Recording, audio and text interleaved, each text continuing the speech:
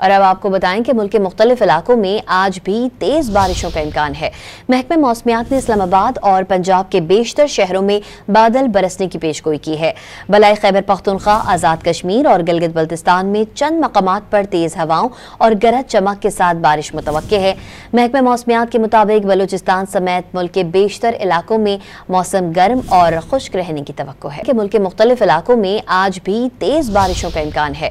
महकमे मौसमियात ने इस्लामाबाद और पंजाब के बेशतर शहरों में बादल बरसने की पेशगोई की है।